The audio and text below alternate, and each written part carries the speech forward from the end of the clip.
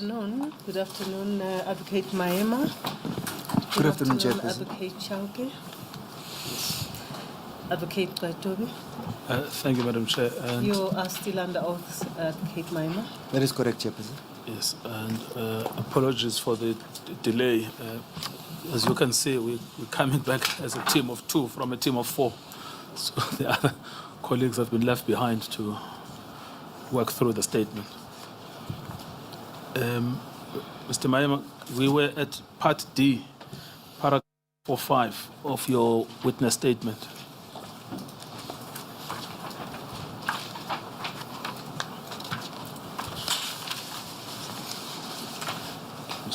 That is correct, Chairperson. Which I wanted. Yes, now you firstly address at 445 the report of Advocate de Kock. And you mentioned that 445 the issue of the signature to the report. Can you just tell us what the concern is? The issue of the absence of reports, actually. Yes. The absence of signatures on the report.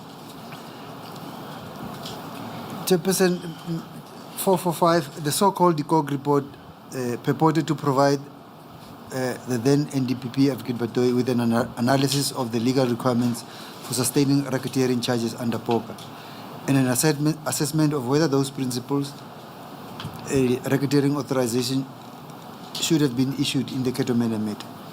The report was purportedly compiled by advocates Rodney de Kock, I.V. Tenga, S. Riley, and E. Mamabolo. Although it was only signed by de Kock and Mamabolo, there was never any explanation as to why Advocate Tenga or Advocate Riley did not sign the report. Could I just ask you, I mean, in terms of this report, we don't know under any law that it is, I mean, do you know under which law a report like this was procured? No, I do not know. Yes, I mean, the report itself doesn't say what powers were being exercised when it was Compiled. Yes. It does not say. Yes, and hence the issue of its validity then, if it's got 4 members and it's signed by 2, they don't constitute the majority. They do not, and there is no explanation as to why Advocate Tenga and Advocate Riley did not sign. Yes. And you say, well, the report doesn't explain, but I understood that when the decision was taken by Advocate Batoyi to withdraw the charges, she called up a couple of people that were involved in the case and announced her decision, although she didn't circulate the report. Were you among those people? Yes, I was amongst the people who were called, yes. Yes, what happened in that conversation? Firstly, how did you know that you were to be called? I received a call from the PA to Advocate Batoyi who asked me to come, received it on a Friday afternoon to come to a meeting on a Monday at 11 o'clock. I obliged. I was there. Most of the members of the prosecution team were also present. Advocate Noko did not attend, but I think there was a teleconference with her. We were told that a decision has been made to withdraw the racketeering charges, and that the balance of the charges would be referred to the DPP. Yes, it was just a report back session.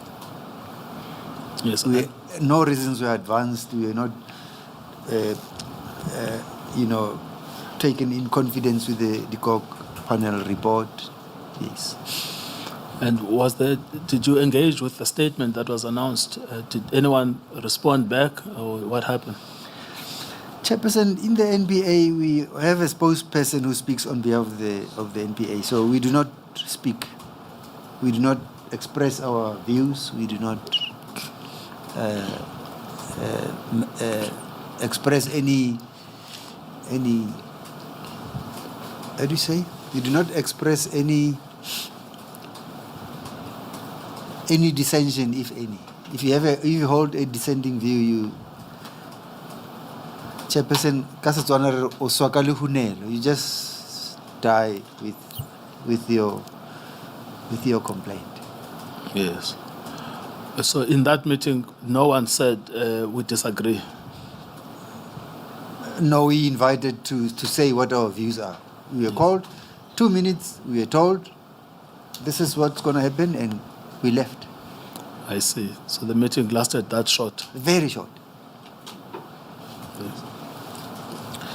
Now, you deal with this report further extensively from paragraph 446. And you remember that we already dealt with section 179 earlier, but you've covered it at paragraph 446, 447. That is correct, Chair. And then in 448, can you just deal with that specifically, because it was an issue that came earlier in your testimony?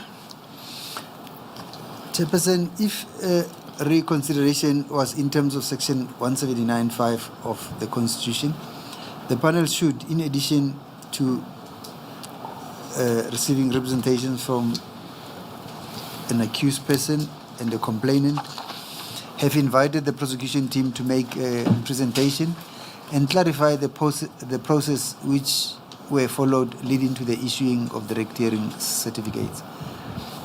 Should have familiarized themselves with the prosecution strategy and the theory of the case, canvassed any identified shortcomings in the prosecution memo, the indictment, or the docket, if any, apprised themselves of all the processes and documents in the matter, including the process that have served before the criminal courts, including the contents of all relevant dockets, requests for further particulars, if any, the state response to the request for further particulars, if any,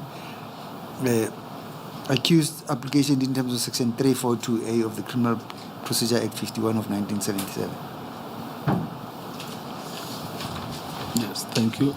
Then in 449 and 450, you cite two judgments. Could you deal with those judgments? The one is Zuma versus the Democratic Alliance in 2014, ZASCA 101, delivered on the 28th of August 2014.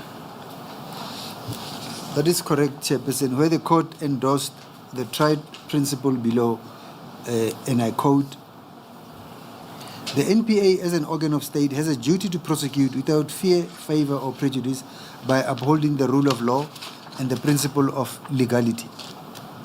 It is also a constitutional body with a public interest duty. It behoves its officials to operate with transparency and accountability. It is a duty to explain to the citizenry why and how it arrives at decisions to quash the criminal charges against the accused persons, particularly where the matter involves a very senior state official. In pursuance of its constitutional obligations, it is incumbent upon the NPA to pass the rationality test and inform the public why it quashed the charges. In my view, the converse would make the public lose confidence in the office of the National Director of Public Prosecutions." Yes. Yes, well, I mean, according to Advocate Batoi, the public statements that was issued, which she took us through, only told us that the DCOG panel had decided that there was no case, without explaining why it decided that there was no case for Reketeering. I follow you. Yes. How would that engender any public confidence in the NPA? Not at all. To the contrary, it will. Why are we having prosecutors that are scared to prosecute when there is evidence eliciting the commission of offences? To the contrary, it will dampen the communities dampen their belief in the criminal justice system. Yes. And then in paragraph 450, you deal with a different dimension of rationality. Can you deal with that? That is correct. Chairperson, in 451, it's 450. In 450, later in Zuma versus the Democratic Alliance and others, 2018, Volume 1, SA 200, decision of the SCA. The SCA also stated that the exclusion of the prosecution team from the process leading up to the decision to prosecute, especially the final deliberations that took place on 1 April 2019, was in itself irrational. The compelling conclusion is that this exclusion was deliberate. There were senior litigators steeped in the case, acquainted with the legal issues, and had a critical important contribution to make regarding the ultimate decision to terminate the prosecution. Now, was the prosecution team excluded in the determination of the withdrawal of the charges against the Cato Mano team? That is correct, Chairperson. We were excluded. We were never consulted. Our views were not sought. Were you senior litigators steeped in the case? I would submit Chairperson, that we were senior officials, senior litigators steeped in the case, having been involved with it from the beginning. Were you acquainted with the legal issues? That is correct, Chairperson. Yes. Did you have a critical, important contribution to make? Precisely, Chairperson. We had a very critical contribution to make in the ultimate decision, whether to terminate or to prosecute. And your exclusion in those circumstances, would it pass constitutional muster? It will never pass constitutional muster. It falls far short. Yes. Now, paragraph 452, you then deal with this that we've just covered now, correct? That is correct, Chairperson. Yes. And then the report is cited its conclusion. The report ultimately concluded that the racketeering authorizations issued by Advocate Jiba and Advocate Abrahams were invalid because a proper case for racketeering was not made out on the papers presented. And then in 454, you connect the racketeering with the predicate offenses. What do you say there? Although the NDPP said the DCOG report was consent with the reconsideration of the racketeering authorizations, it nevertheless prompted a withdrawal of the predicate offences underpinning the racketeering charges. The prosecution team was not consulted on the withdrawal of the predicate offences. Yes. And then at 455 and 456, you... Sorry. The withdrawal of the predicate offences was by the DPP KZN. That is correct. Advocate Harrison. That is correct, Chairperson. When was that precisely? That was when I was removed from the matter. So when the predicate offences were withdrawn, I was already back in the Northwest. But it could not have been in 2019 because that's the year when Advocate Batoi referred the predicate offences to the DPP for reconsideration?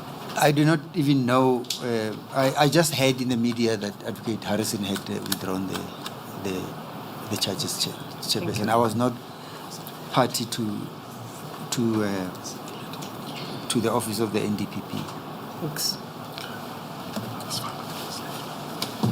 Do you have an idea, Advocate Toby? Yes. A colleague points me to SB 4229. 229. Yes.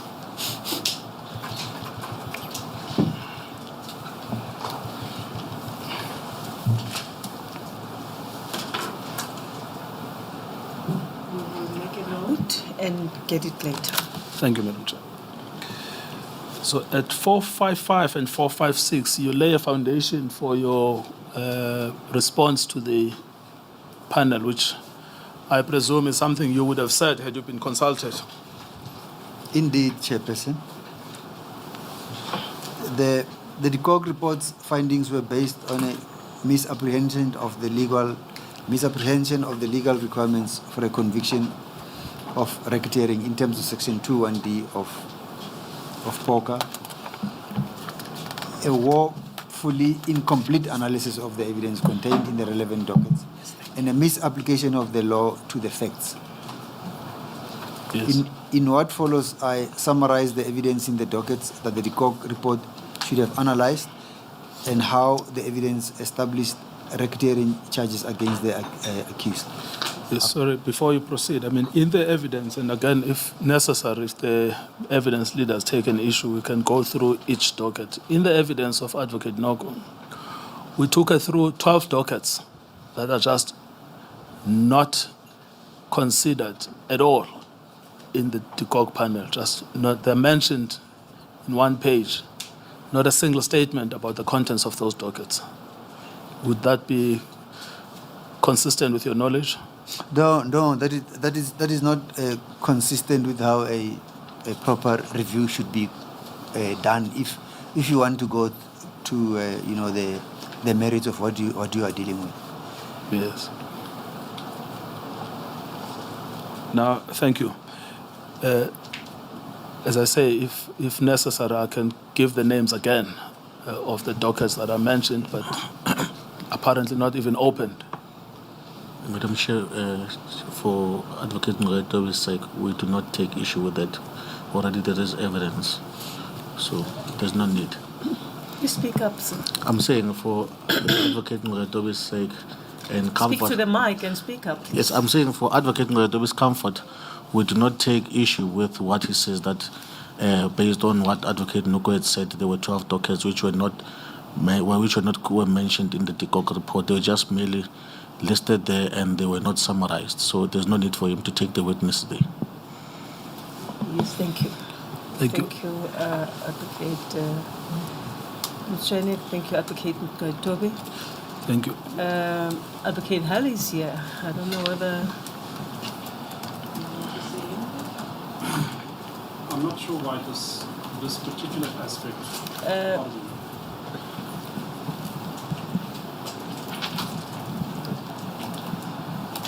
Thank you, Madam Chair.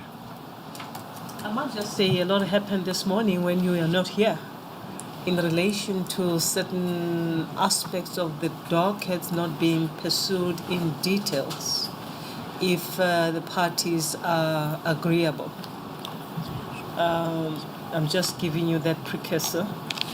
Thank you, Madam Chair. I did have a discussion with my learned friend for the Chauke team, Advocate Toby, and I indicated to him that I would have a further discussion with him by the end of today, after we adjourn, so that I can understand precisely what it is that we have been asked to agree to. Once I understand that, I'll consider it overnight and then place our position on record tomorrow. Yes, I just invited your junior this morning because these matters were discussed in chambers, and I thought it appropriate that we should let you have a say because you represent the NPA. I appreciate that, Madam Chair. Not necessarily that we anticipate the pending interlocutory application by you. I made no assumptions. Yes, thank you, Council. Advocate Council, we have now found SB 4229. In paragraph 3, mention is made of a unanimous decision by Advocate Batoi. Do you see that? The second line, second sentence of paragraph 3 at 229. And my understanding was that the decision was not unanimous because it is not, the report is not signed by all those who are purported to have agreed to the conclusions in that report. That is correct, Chair. In fact, it's 2 out of 2 that have not signed. 2 out of 4. Did I say 2 out of 2? 2 out of 4.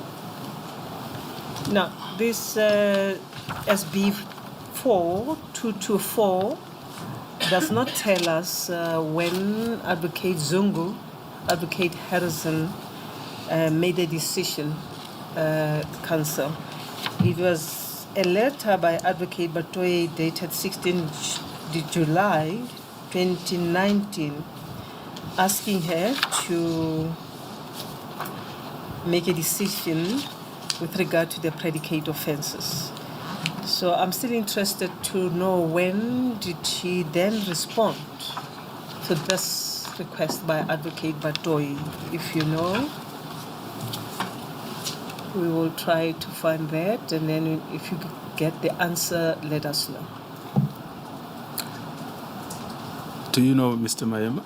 Chairperson, I have no idea. At that stage, I was already removed, and I was just focusing on my work in the Northwest Division. Yes. Thank you.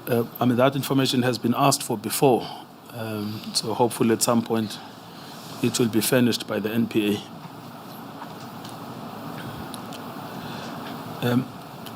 Then in paragraph 457, you explain why you believe that the COG panel misapplied the law, misconceived the law and then misapplied it. That is so, Chairperson. Paragraph 458. 458. First, the report incorrectly assumes that an enterprise for purposes of poker must be an unlawful enterprise. This view was expressly rejected by the SCA in S versus ASEN. And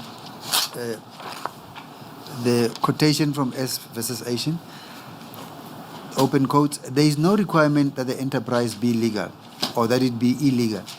It is a pattern of racketeering activity through which the accused must participate in the affairs of the enterprise that brings in the illegal element. And the concept of enterprise and pattern of racketeering activity are discrete. Proof of the pattern may establish proof of the enterprise, but this will not inevitably be the case. Thank you. Carry on. Paragraph 459. As a consequence, the report mistakenly treats the formal legitimacy of the SAPS unit and the police hierarchy as negating the existence of an enterprise for the purposes of poker. Yes, you've dealt with that. We have dealt with that earlier. Misconception earlier. Then there's a second misconception. You deal with paragraph 460. That is correct, Chairperson. The report wrongly requires proof of predicate offences that give rise to a specific threat of repetition indefinitely into the future. Yes, what's wrong with that? Under poker, Chairperson, there is no requirement of a threat of repetition of the predicate offences, or that the offences must be part of an ongoing entity's regular way of doing business. It would also be absurd to require that the enterprise be currently active at the time of prosecution and the existence of a threat of repetition. If that were so, it would be impossible to prosecute the past racketeering activities of an enterprise. Yes, and that's why you make the mention of the, what did you call it, the sexy boys? The fancy boys. Fancy boys. Yeah. That have begun and ended, and then, then the NPA comes in on year 6, but the racket ended on year 5. That is so, Chairperson, yes. Yes, then you deal with the U.S. case law. I mean, one of the things, you can comment on this if you want, but just want to mention it, that one of the things that I found about this report is that it does not refer to South African case law. It refers to American case law. Chairperson, when South African prosecutors were trained on racketeering, as it is a concept that originated in the USA, we had Michael Johnson from the USA who came to sort of lecture us on the development of the law in the USA relating to racketeering. Yes. So most of us would refer to US case law with respect to racketeering, which most of us think is is much more in line with the legal framework that we have here. Them having a Bill of Rights with us with a Bill of... The framework is more or less the same. Yes, well, there's South African case law, constitutional court case law, that says actually the wording is different. So one needs to look at South African cases. You started home first. Yes. Before you go to the USA, yes. But the point is the total absence of South African case law from this report, like zero. No South African case is referred to at all in relation to the requirements of poker. That is quite surprising that no reference would be made to the Constitutional Court and the SCA's decisions, which we have in this country. Yes. Now, it seems also from what you are saying in your statement at 462 that even the U.S. case law is misconceived. That is so, Chairperson. Can you just deal with that? I also emphasize the report's reliance on U.S. case law is misconceived. If one looks at HJ Incorporated versus Northwest Bell Telephone CO, the U.S.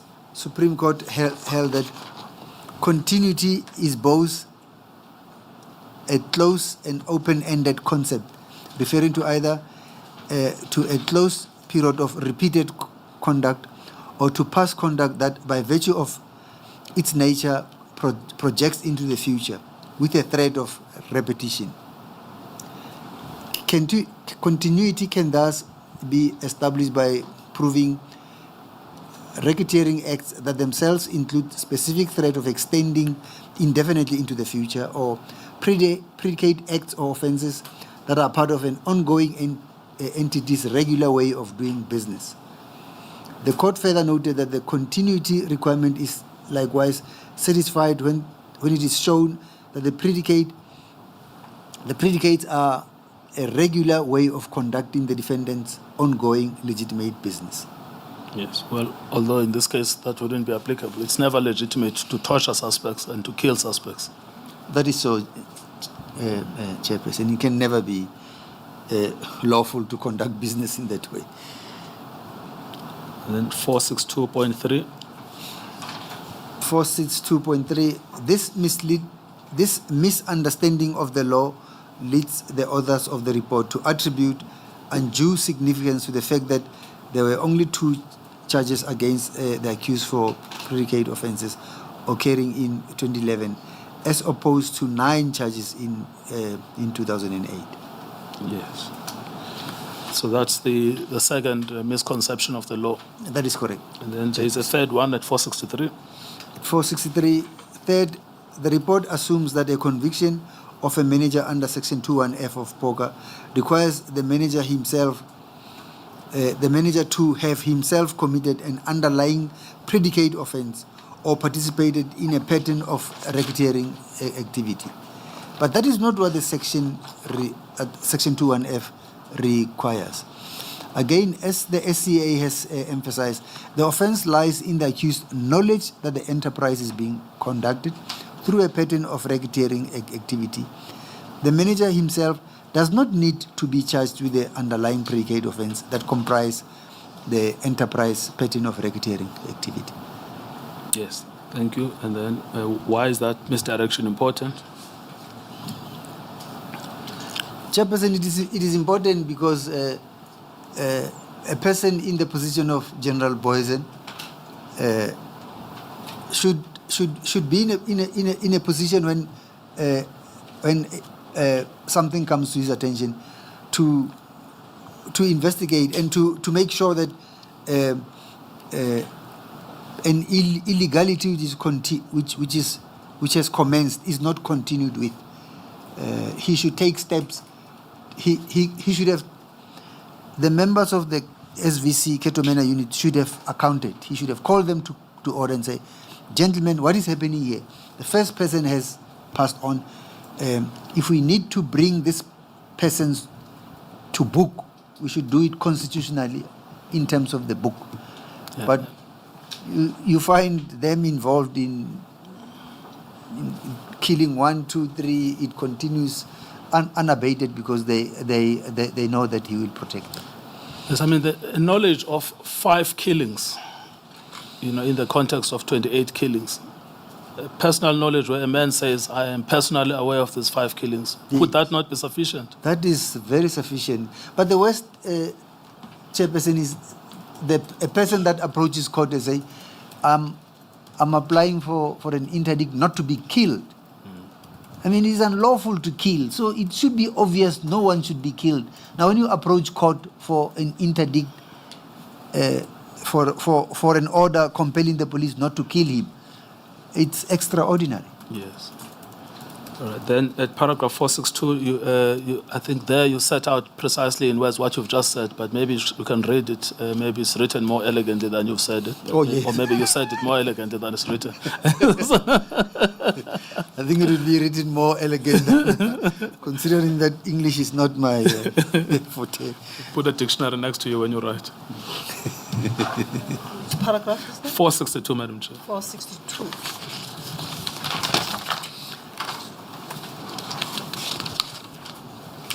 Is 462 not the one that he read? Yeah, we into the just record? dealt with 462. In its entirety.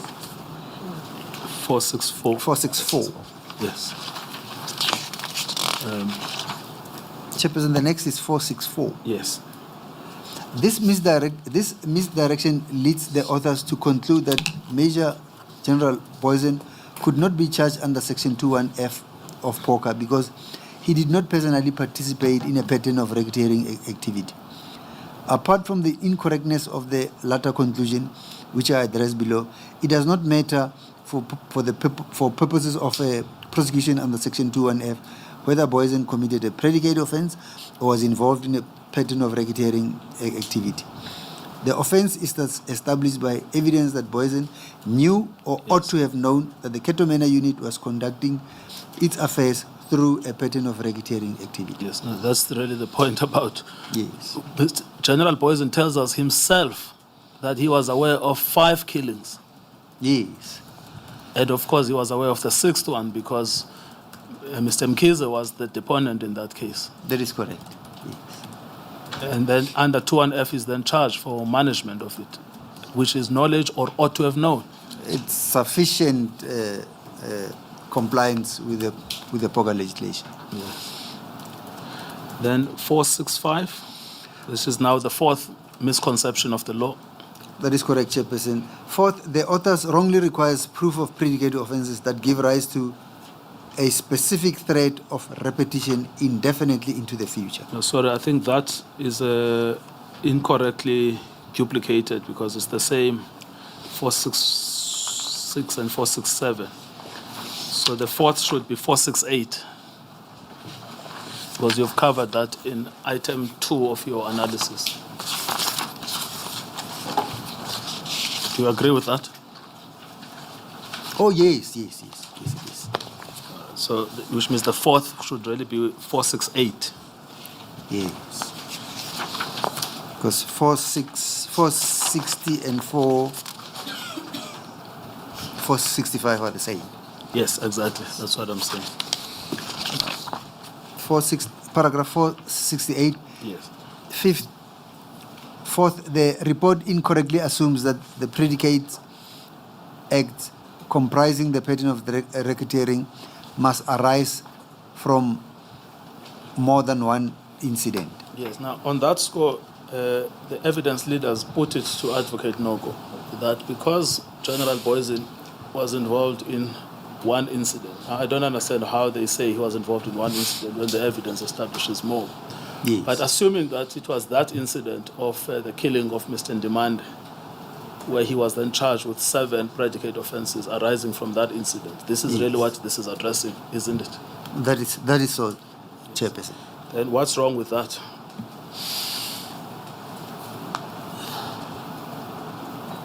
Chairperson, if one looks at, strictly speaking, at the definition, whether in fact at one stage we ask whether if one incident makes out four offences, would you consider the 4 offences as 4 separate incidents? But what we did was we focused irrespective of whether one incident makes 4 offences or not, we consider the incidents as a separate incident. Well, the offences arising from one incident as Yes. separate offences. Yes. Now, that is what you deal with at paragraph 470, where the actual error of the TICOG panel comes from a Florida case. That is so, Yes. Chairperson. Can you read that? Into As the versus what? Yes. In what it was decided in terms of the Florida RICO statute, which defines a pattern of racketeering as engaging in at least 2 incidents of racketeering conduct that have similar intents, results, accomplices, or methods of commission, or that otherwise are interrelated by distinguishing characteristics and are not isolated incidents. Yes. So that was what the Florida statute provided. It Yes. required 2 incidents. Yes. And then you deal with that, the paragraph 470.2 about the federal RICO statute in America. That is so, Chairperson. There is no requirement under the federal RICO statute that to establish a pattern of racketeering activity, there must be at least 2 predicate acts arising from one incident. Or more than. There must be at least 2 predicate acts arising from more than one incident. In the United States versus Anthony Indelicato, the Federal Court of Appeals held that racketeering acts that are not widely separated in time, space, may nonetheless, given other evidence of a threat of continuity, constitute a RICO pattern, and that where the virtual simultaneity of 2 acts suggests that they were related, the timing does not negate the existence of a pattern. Rather, evidence of continuity or threat of continuity will simply have to come from facts external to those 2 acts. Yes. Now, here, what is most interesting, which you don't deal with in your statement, is actually the definition in our law that it does not confine itself, or does it confine itself to an incident, or does it simply refer to an offense in Schedule 1? It refers to an offense in Schedule 1. So would it matter then that there were 7 offenses committed in one incident? It would not necessarily matter that one incident yields out a number of offenses referred to in Schedule 1. Yes. Now, I mean, the fact that this report, goes to take a provincial law from the U.S., from a Florida, ignores even the federal law, ignores even the South African law. I mean, what does that tell you about the quality of this report? Well, to say the least, leaves a lot to be desired. Yes. Then you deal with, we can call this now the 5th misdirection at 472.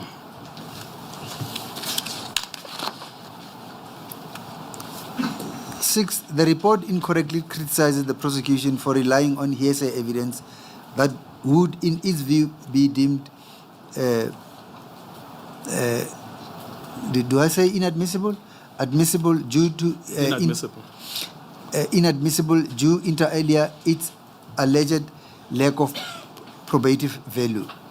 It completely overlooks Section 2(2) of POCA, which provides as follows. The court may hear evidence, including evidence with regard to hearsay, similar facts, or previous convictions relating to offences contemplated in subsection 1, notwithstanding that such evidence might otherwise be inadmissible, provided that such evidence would not render the trial unfair. Yes, and we dealt with extensively with the failure of the report to engage with the case of Savoy. That is so, Chairman. Which places hearsay in context. Yes. And then 473. The report 473, the report also fails to distinguish between admissibility of hearsay evidence on racketeering charges and the admissibility of hearsay evidence on the underlying predicate offences. Yes. contrary to what the panel assumes, Section 31C of the Law of Evidence Amendment Act is only applicable to predicate offences. Yes. So, in other words, for the predicate offences, hearsay is an exception. For the racketeering offences, hearsay is the rule. It is the other It's way the around. reverse. It's the reverse. They don't seem to understand. They don't seem to understand. Yeah.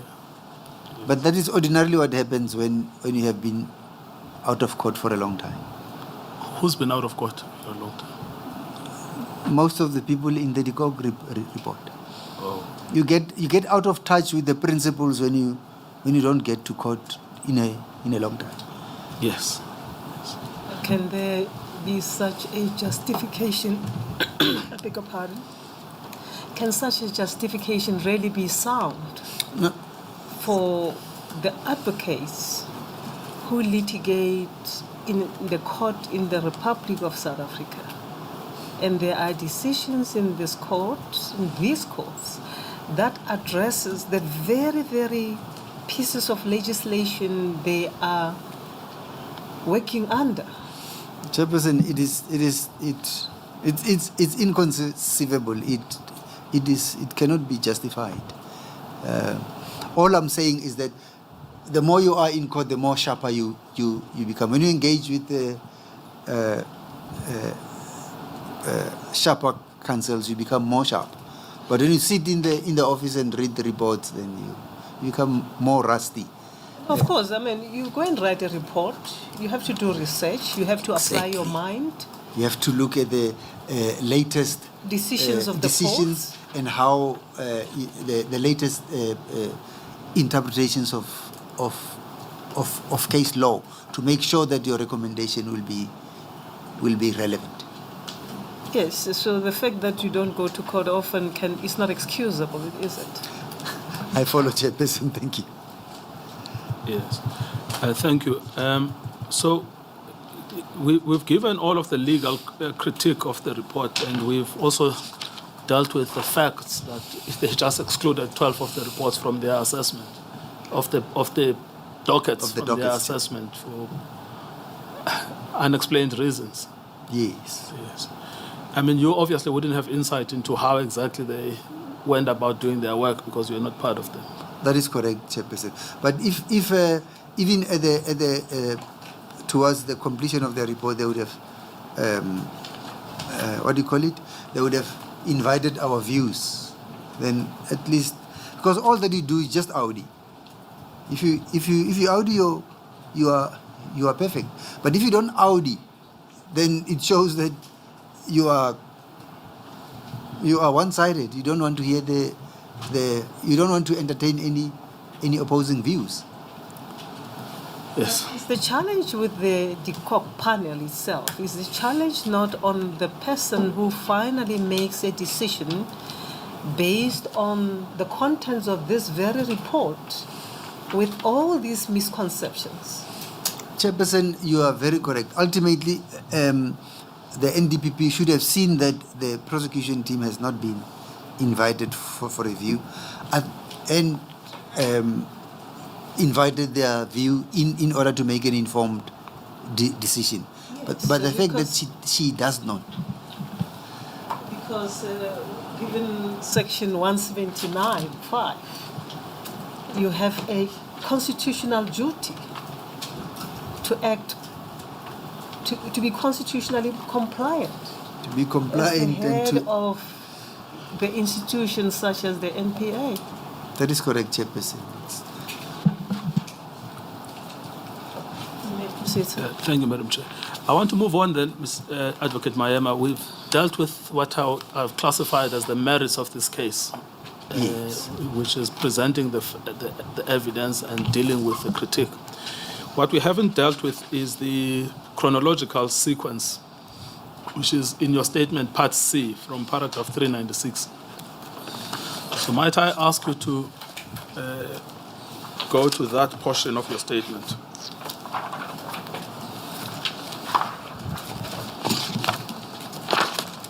There will be parts you've already addressed so we can skip those, but I just need to make sure that the panel and yourself are aligned on the chronology of your involvement to the end. And that's called prosecutorial history, Part C. On Part C, yes. Yes. Now, you did the investigation. Well, you got involved on the 9th of March, according to what you've testified. Yes. You went to Durban in May. Yes, in And May. you formed the view in June that a prosecution is warranted. That is correct, Chairperson. Yes. And then the first thing you did, according to the statement, is a prosecution memorandum on the 15th of August 2012, which is annexed as GSM 75. Correct? Are you the person who actually typed up this prosecution memorandum? That is correct, Chairperson. We've been talking a lot about this memorandum. We've Yes. never identified its author. No, I am the person who actually typed it up. Yes. So how was this done? Was it done in collaboration with the prosecution team? It was done in collaboration with the entire prosecution team. Yes. We sat in the boardroom in the DPP office in South Gauteng, and we exchanged views. And I was the one who was typing, and then ultimately, when the document is in draft form, it's circulated among the team members, who would then make contributions, come together again and debate and bounce our ideas until a prosecution memo was produced, until an indictment was produced. Yes. Then in 398, you set out the briefings that you held. Is that correct? That those are the meetings you held? That is correct, Chairperson. Those are the meetings that we had with the acting NDPP on the 15th of May 2012, 23rd of May 2012, 12th of June 2012, 9th of July 2012, as well as the 6th of August 2012. Yes, and that is Advocate Mqobo Jiba. That is correct, Chairperson. Now, in 399, you already testified about the extensive meetings you had around the definition of the word enterprise. That is correct, as the prosecution team. Yes. Yes. Is that what is referred to at 399? Yes, Chairperson. During June 2012, senior prosecutors within the NPA engaged in internal deliberations regarding the proper formulation of the enterprise for purposes of contemplated racketeering charges arising from the activities of the Cato unit. It was recognized that the earlier drafts of the indictment may have inaccurately treated Cato as a standalone organized crime unit or legal entity, whereas the prevailing understanding was that Cato functioned at most as a section within the broader Durban or provincial organized crime structures. There was ongoing uncertainty as to whether the provincial organized crime constituted a discrete unit on its own or merely a coordinating function at provincial level. The prosecutors accordingly debated whether the enterprise should be framed as a legal entity, as a legally established entity such as the SAPS, or a component thereof, or as a group of individuals associated in fact. Particularly in light of evidence that members outside Cato and other organized crime units were involved in the relevant taxi violence matters. It was agreed that further factual clarification of the command and reporting structures within the SAPS organized crime, including the role of senior management, was required before finalizing the enterprise description, as this formulation was regarded as a critical foundation for the racketeering prosecution. The email correspondence is attached here to marked Annexure GSM 76. And that's the email at 1A781.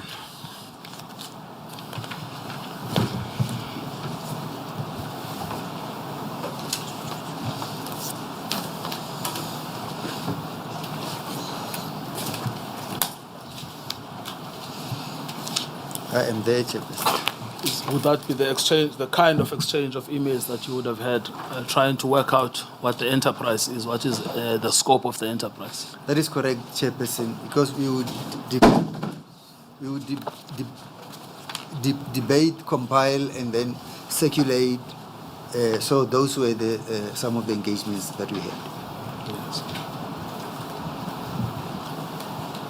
I mean, forgive me for saying it, but it appears that you've done sort of an extensive intellectual work to get to where you are on this case. That is correct, I Chairperson. just look at the size of your prosecution memorandum, at the size of your indictment.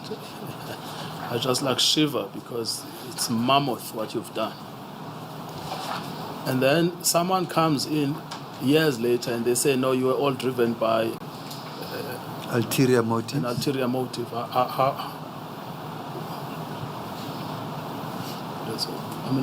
How do you respond to that? Chairperson, it is disheartening to say the least, but I said yesterday I did not have the powers that the national director has, but it comes with the territory. You are the boss, then your word is the decision of the institution. But at least all I'm saying, Chairperson, I'm not saying I'm absolutely correct, and it would have been my task to go before the court and convince the court. But all I'm saying is, when you take a decision, just hear the other side. Yes. No, but what I mean is, Advocate Maema, I think many of us have been in practice for a while. If you are on an agenda, that's why there is a procedure of Rule 53. Review. Yes. Because it produces the record. Yes. The agenda will show where Mr. Maema is talking to Mr. Chauke and they are saying, let's just nail Poison. Whatever, even if there is no evidence. What I find unique in what you have been producing as evidence is that consistently over time your focus is on whether the evidence exists or doesn't exist, and internally you disagree about the scope of the enterprise, but you're applying your mind to the law and the facts. That is correct. Not a shred of evidence is about anything external. That is correct. All that we focus on, contents of the dockets, the facts, the hierarchy of command in KZN. We look, we were focused. We were focused on the ball. We were never distracted. Yes. And I waited to see in the documents the NPA would produce here where the evidence would be found, because this would have been in the background material. And up until now, thousands of pages have been produced. There's not a single word that shows that you strayed out of your mandate. Chairperson, we really focused. We did our work, and all that we waited for. The matter was in court. We just wanted to go to court and present the evidence, which we were prevented from doing. Yes. Now, you then move, you've told us these are the internal, because we asked you to produce the internal conversations. Yes. Precisely to deal with this idea that there was something untoward here. Yes. You produced them, we've shown them to the panel. Yes. Are you aware of any of this source of this political innuendo that's been directed your way? I'm not aware at all. I am also looking forward to see where it comes from. Because we looked at the dockets just as the policy and the law requires to do so.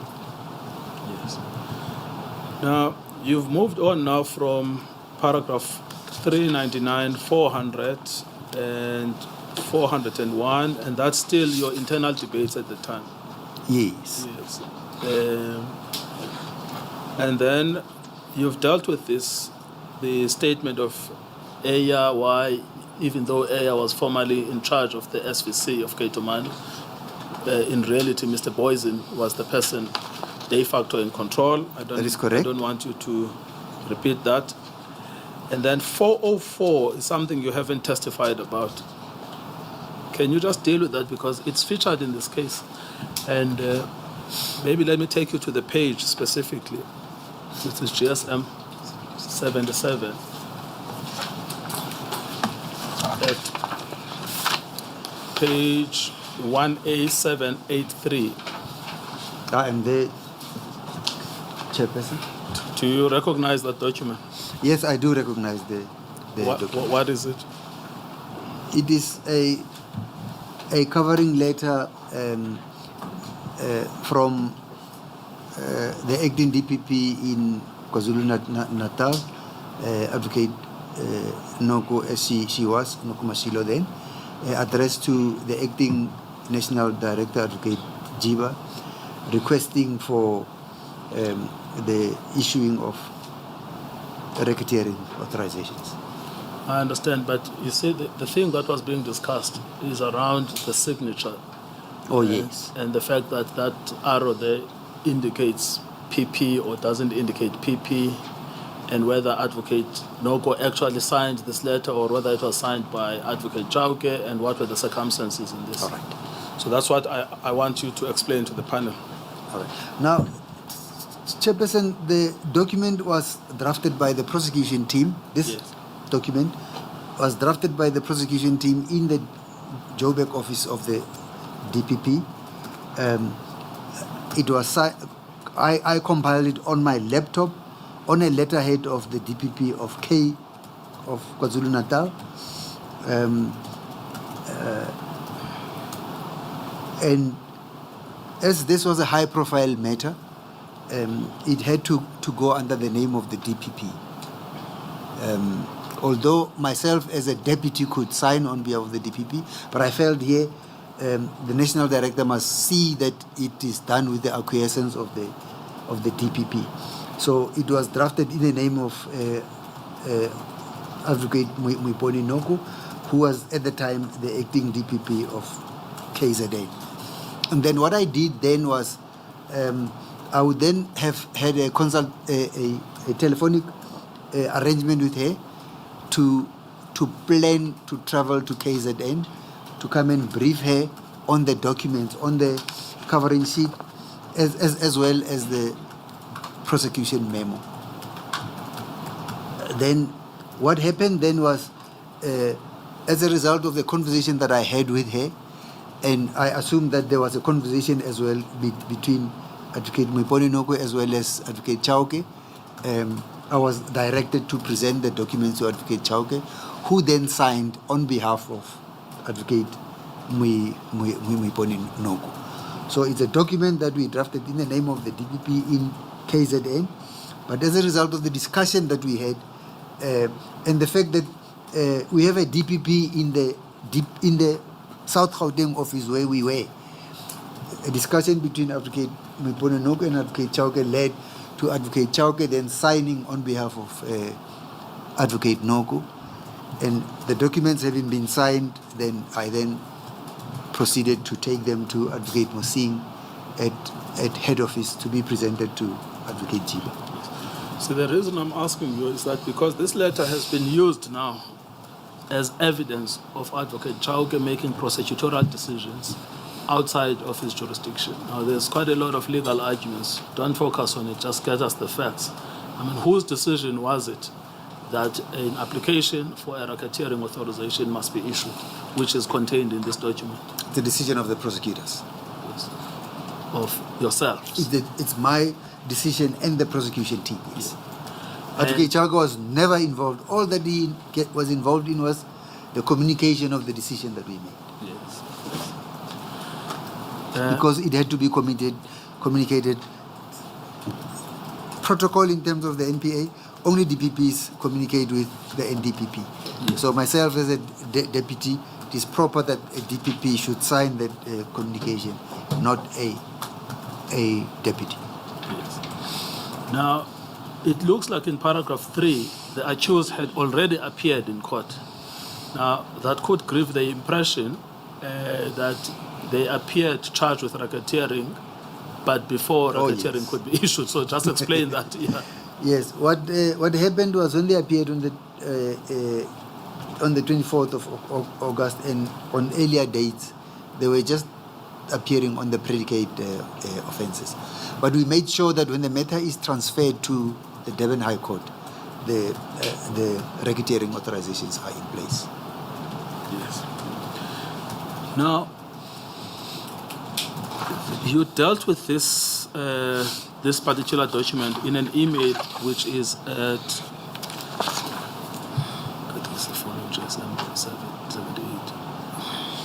which is at page 1A784. It's actually a long exchange of emails. They start at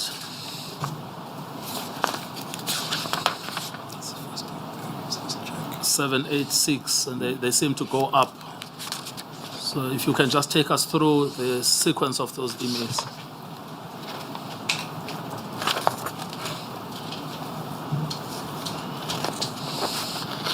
With the date and the content of email, and then take us through. I think there's probably about 5 email exchanges. Chairperson, it was exchanges between the members of the prosecution team on the 14th of August 2012 at 14:21. At 4:21. At 04:21. And just tell us which page you draw that from so that we keep up with you. Oh yes. Chairperson, I'm at page 1A-785. It's an email from Advocate Anthony Mosing on 14th of August 2012 at 4:21 in the afternoon. It is addressed to Matlubi Ntakaza, a member of the prosecution team, as well as myself. It is from Advocate Anthony Mosing, who was head of special projects in the office of the National Director. The subject, final Cato indictment as modified by Advocate K.R. Matenjwa, who was also a member of the prosecution team. Colleagues, herewith more corrections to the summary of facts and the memorandum. Regards. So Advocate we had sent drafts to Advocate Mosing, and he was then commenting on the proposed corrections that were intended to be considered in respect of both the summary of facts in the indictment as well as the prosecution memorandum. On the 15th of August at 8:30, Advocate Matlubin Tlagaza, who's a member of the team, was writing to the team members, Advocate Matenjwa, Advocate Mlojwa, Jabulani Mlojwa this time, Advocate Patience Muleko, Advocate Pumeza Fuchani, and Lizzie Maputa, who was the PA to Advocate Matenjwa. I was copied. Subject, final Ketomena indictment as modified by Advocate Matenjwa. So what happens is Advocate Matenjwa here makes his written input. These are minor changes on the enterprise only. I think from this we can get our certificates. I'm not sure whether Advocate Maema has printed the hard copies. I'll be at the Constitutional Court today. But what he did was he sent his inputs on the documents, either on the prosecution memo, but I see here he was focusing on the enterprise. So what you do is a document has been drafted, it's circulated, and whoever makes inputs then would make their inputs in color in the documents that he has received. And Mr. Matlubi Ntlagaza, Advocate Matlubi Ntlagaza, made valuable contributions to the development of the prosecution memo. Chairperson, on the 15th of August in 2012 at 12:02 in the afternoon, it's myself, Sello Maema, sending an email to Advocate Mosing, Advocate Matenjwa, the deputies, I have them separated there, and the other team members Advocate Ntlakaza, Advocate Mlochwa, Advocate Moleko, and Advocate Fuchani. Subject, final Katomena indictments as modified by Advocate Matenjo. Dear colleagues, Anthony, referring to Advocate Mosing, Anthony, I took a look at the proposed changes. It is more to complete the participants in the enterprise, to include the Potcepsen organized crime accused. I have worked it into the indictment at the summary of the substantial facts, and into the prosecution memo. You ask whether we are not repeating the same paragraph at the summary of the case in the prosecution memo. I think it completes the introduction well, and it is not necessarily a repetition, although it has been mentioned in the introductory part. We have also added Lockham and Van Donder as managers of the enterprise. I will make contact with you today or tomorrow to bring hard copies. I've also done the prosecution memo on the KZN letterhead, although our DPP our DPP will sign as arranged with the acting DPP KZN. So when I say our DPP, I was referring to Advocate Chauke, who would sign as it was arranged with the acting DPP in KZN. Thank you for your valuable contribution. We await your facilitation for approval of the Reketeering certificates. Remember, we require them next week. We apologize for putting you under pressure. Kind regards, GS Maema. I think when I said we need them next week, we were going to court in the next week. So we would have appreciated to receive the Reketeering certificates when we are in the court in the ensuing week. This email particularly discloses at the time that you yourself have drafted the letter and made a decision to do it in the name of Advocate Noko. That is correct. And that Advocate Chauke would sign as arranged. Yes. So, does that explain then this document that has a big issue has been made out of, which is the fact that Advocate Chauke has PP'd it with the arrow? That is its source. Chairperson, he had PP'd it because we anticipated we were going to court the next week. Yes. Otherwise, what would have happened is that I would then have to carry all these documents, travel to KZN, wait for the DPP, and then engage with the DPP there. When we have a DPP in the South Gauteng office, it was more for convenience that Advocate Chauke signs, and then it gets transmitted to the National Director. Yeah, so when I cross-examined Advocate Noko on this, she said, look, at the time, I was not even fully familiar with the facts of this case because I had just started. That is correct, yes. Was that a factor? That was a factor. The person who was more fully conversant, to whom most of the reports were done with, was Advocate Chauke. Yes. Thank you. So that's what you are covering in paragraph 404, is to explain that this was PP'd, but it was my decision. And yes. These are the reasons I took the decision. That is so, Chairperson. You've now produced the original evidence of this. That is correct, Chairperson. Yes. Then paragraph 405, you deal with this matter being raised with Advocate Mosing. Chairperson, when the matter was subsequently raised with Advocate Mosing, he advised that the request for Reketeering authorization was required to emanate formally from the DPP KwaZulu-Natal. Advocate Mosing thereafter addressed a memorandum to the acting NDPP explaining that the initial transmission had been made in error, attaching a corrected cover letter signed by the then DPP of KwaZulu-Natal, Advocate Noko. The corrected cover letter constituted the operative request. The underlying prosecution memo and the draft indictment, which reflected the collective evidential assessment of the prosecution team, were signed by me as the responsible prosecutor and remained unchanged.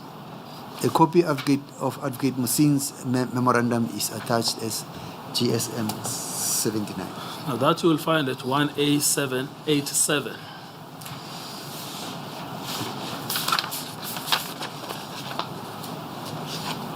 That is correct, Chair. It is marked GSM 79 in red.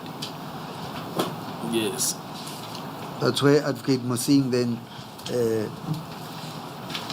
Just read what he says there, because again, a lot has been made of this, but it's actually all easily explainable. yes.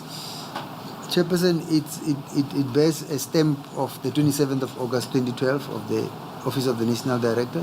It's from Advocate Musing to Advocate N. Jiba, the acting NDPP, subject the state versus Boysen and others. It is dated the 27th of August 2012.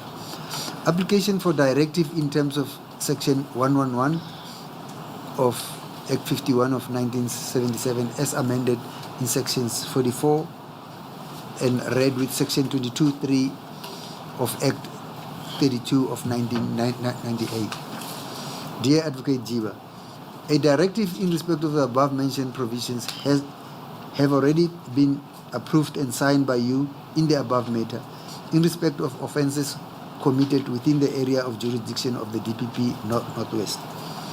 However, the application was erroneously submitted under the cover of the letter from the DPP South Gauteng instead of the DPP KZN.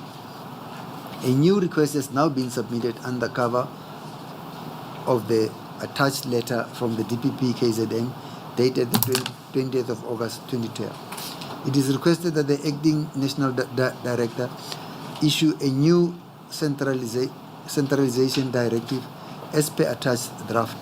It is noted that the consent from Advocate Smith SC is directed to the DPP KZN.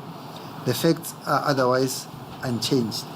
The omission is regretted. Kind regards, Advocate A.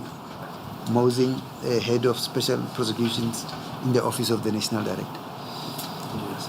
Now, when the error was admitted at the time, not even, it's like within a couple of days, they said, look, we made a mistake, please change this. Yes. What's the problem with this? Why is the current NDP, she's now gone. Why was she worried about this? It shouldn't even have been an issue. The error was realized and it was corrected. Yes. So I don't see why there is any issue. And the error would have been made by yourself. That is so. Yes. And then I then realized that it must be, the request must be issued on the correct letterhead. Yes. And then when that was issued, it was signed. Yes, when that was issued, then it was signed. Yes. It was signed on the Reketeering authorizations were signed on the 16th of August. Yes. Now, then we've got paragraph 406.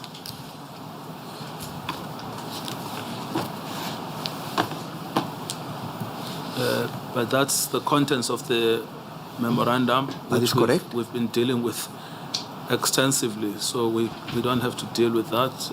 Yes. It goes on to identify the accused at 412. We don't have to deal with that. And 413 and 414. Yes. So up to 417. That is the summary of the Reketeering prosecution memorandum. That is correct. Yes. Chairperson. We confirm that that's correct. It's consistent with the memorandum. I confirm it is consistent with the memorandum and it is correct. Now, then we have a scenario on the chronology in which Advocate Jiba is no longer the NDPP, acting NDPP. That is correct. Can you just explain how that transpired? I'm just checking whether I deal with it in the... No, you don't deal with it, but as I understand, the acting period ended and then a new NDPP was appointed. I think Mr. Nasana was then appointed as NDPP, and he would then commence, I think in October, He was appointed, his appointment was announced, but he then commenced a month or two thereafter. Yes, you deal with that at 420 of your statement.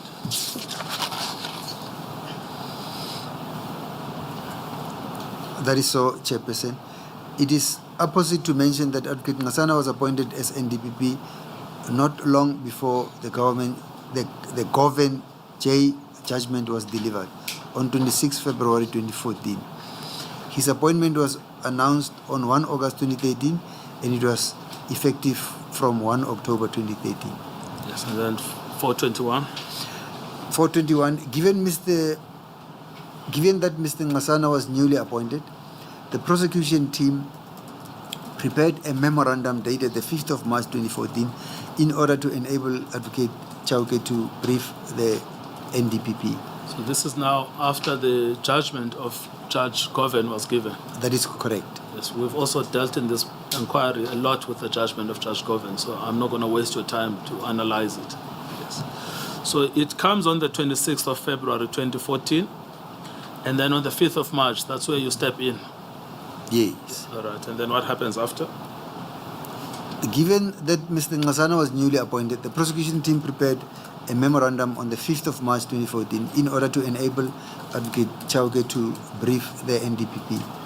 We advised Advocate Chauke that based on the concessions made by Advocate Howdes SC, the team's view was that the judgment should not be appealed, given that the court did not foreclose the door on the NPA to reissue the POCA certificates. Yes, let's just go to your memorandum that you wrote, which is GSM 82.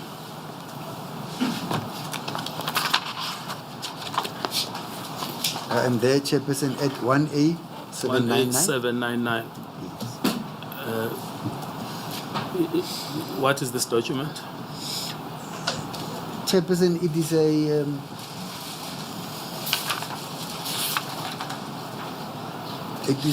is a document from the prosecution team directed to the DPP South Gauteng, Mr. Chauke, where we then deal with the way forward, having received the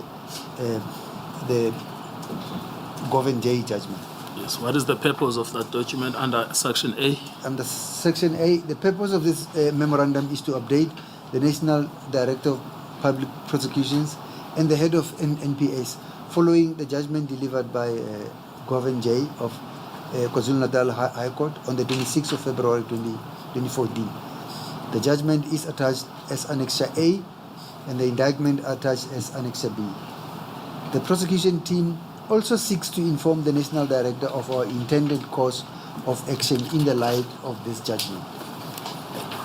At paragraph B, we dealt with the judgment of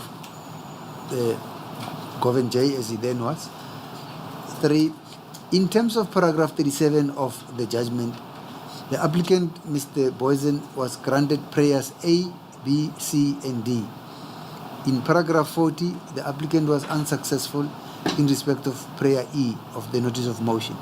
In effect, this meant that the authorization issued by the acting National Director of Public Prosecutions on 17 August for the prosecution of the applicant on the Reketeering charges and the decision to prosecute the applicant on the predicate offences count 8 to 12 was set aside. The applicant had also sought to interdict the National Director from issuing new authorizations in respect of prayer E. The court dealt with in paragraph 40 of the judgment, and the court found that making such an order would amount to fettering on the discretion of the NDPP to make the decision in question. The applicant thus failed in this respect. The prosecution team intends to reapply for the Reketeering authorizations as soon as possible. Just hold in there, Here again, you are explaining to the reader that it is your decision to reapply for fresh Reketeering authorizations. That is so. Our decision as a prosecution team. You know that Advocate Chauke is charged with that here in this inquiry. surprising because the NPA knows who did that decision. The decision was that of the prosecution team, which I led. Yes. But you said so in writing as early as the 5th of March 2014 as well. That is correct, Chairperson, yes. Carry on, and then the reasons that are given for the decision that you have made to reapply for the reissuance of the racketeering certificates are under from paragraph 5. What do you say the prosecution's team's view of the judgment? The prosecution team's view of the judgment at paragraph 5. Outside counsel were briefed by the state attorney, namely Advocate Hodes SC and Advocate Managa, to represent the acting NDPP. At this stage, the team has not yet met with outside counsel who argued the matter in order to incorporate their views on the matter. Paragraph 6. The prosecution team, however, is of the view that there were crucial concessions which were incorrectly made by counsel during his argument. And we refer the see paragraph 29 of the judgment. Paragraph 7. The concession in paragraph 29 was that there are no statements in the docket which implicated the applicant in any of these offences with which he has been charged. This was an incorrect concession, as there are statements that implicate the applicant in the dockets. For instance, the Howie case 106 of 9 of 2008. The applicant arrived at the scene in a helicopter and congratulated the members who fired shots for the job very well done. In this matter, it appears that the applicant was informing the tracing unit of the whereabouts of the deceased, which resulted in the deceased being located on the N3. This is made clear by the motivation for the monetary awards, which was submitted by the applicant. This is what we considered on day 2 of your evidence. That is correct. The monetary awards yes. document of the 15th of October 2008. That is correct. Yes. Now, just your comment on the concession. Now, Advocate Hodes, we consulted with him, and he's, as far as I know, he's still a keen witness for this panel. Says he never made this concession, and he even produced the transcript of the exchange in court, which doesn't show that there was any concession made. Were you in court when the matter was argued? Advocate Chauke was in court when the matter was argued. No, I'm asking you. I was not in court. Oh, I see. So you wouldn't have personal knowledge of whether the concession was made or not? Yes, but I agree that Advocate Hodes went to an extent of having the transcript of the argument transcribed and furnished us with it. He also gave it to you? He also gave me a copy. I have a copy. And you read it? I read it, and I was convinced that no such concession was made. But when you wrote the memorandum, you were basing it on the recordal of the concession in the judgment? That is correct, Chairperson, yes. Yes, thank you. Yes, carry on with paragraph... Paragraph 8. Yes. The prosecution team had empowered counsel with copies of the statements on which the acting NDPP based her decision.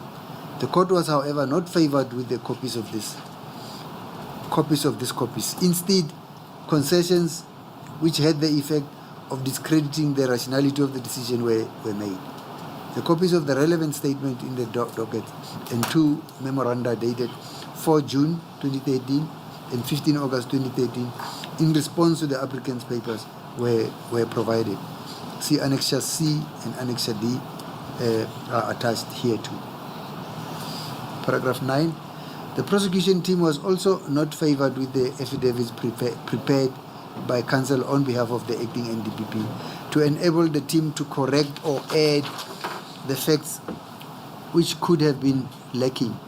For example, the deafening silence referred to by the judge in respect of the allegations of mendacity made by the applicant dealt with in paragraph 34 of the judgment.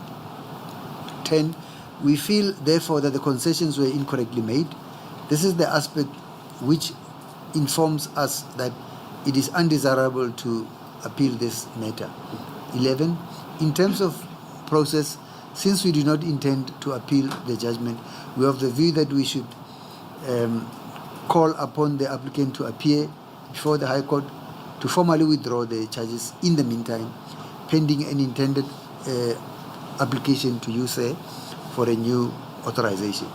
Yes. So, I mean, as I understand, your view at the time was, let's not appeal, but let's proceed with charging all of the accused. That is correct. Yes. As we are confident and sure that we have sufficient evidence justifying all the charges. Yes. And it doesn't appear here that you were of the view that any further investigations had to be conducted. The evidence you had, you believed was sufficient. Chairperson, what happens with the criminal case is you continue with it until, and even after conviction, you continue. So even though you would hold the view that there is sufficient evidence to amount to a prima facie case, but the investigation continues until the matter is finalized. Yes, but I mean, this is not one of those cases where one says, because it doesn't appear from your memorandum, where one says, okay, well, I am missing a witness that is crucial to complete an aspect of an element of a crime. Here you believed you had all of the right witnesses, all of the right evidence to prove your entire crime. That is correct, Chairperson. We are convinced that we ticked all the boxes. Yes, yes. And the sir that's referred to here is Advocate Masan. Say again, Chairperson. When you say we will... Oh, the sir, yes. Oh, yes, the sir. We intend applying to you, sir. Yes, that's Advocate Masan. That is Advocate. Yes. That is Mr. Masan. Mr. Masan, yes. Yes. Okay. Then you deal with that under C. C, re-application for authorization certificate. 12. The prosecution team intends to apply to the NDPP for the reissuing of the certificate. We shall prepare a new memorandum which outlines in detail the evidence against the applicant. 13. We are still firmly of a strong view that there are sufficient facts which justify the reissuing of a Reketeering authorization. Yes. And again, this is the whole point now that's been put on Mr. Chauke, when it's so clear that you said you are the ones who are of the strong view that new certificates must be issued. Sadly, on the same facts. But what I'm saying is sadly that it should be attributed to Advocate Chauke when the NPA knows who made those decisions. It is us, the prosecution team. Yes. Now, once you wrote that memorandum in which you said, instead of appealing, a better thing to do is to reissue on the same facts. Yes. You then, at 422 of your statement, then meet with Advocate Hodes. Is that correct? That is... Counsel, before you go to the next paragraph, 422, we propose to take a short break until past. We would have 30 minutes to complete the day when you come back. Thank you, Madam Chair. We'll adjourn for 10 minutes until past, and remember you are under oath. That is correct, Chair.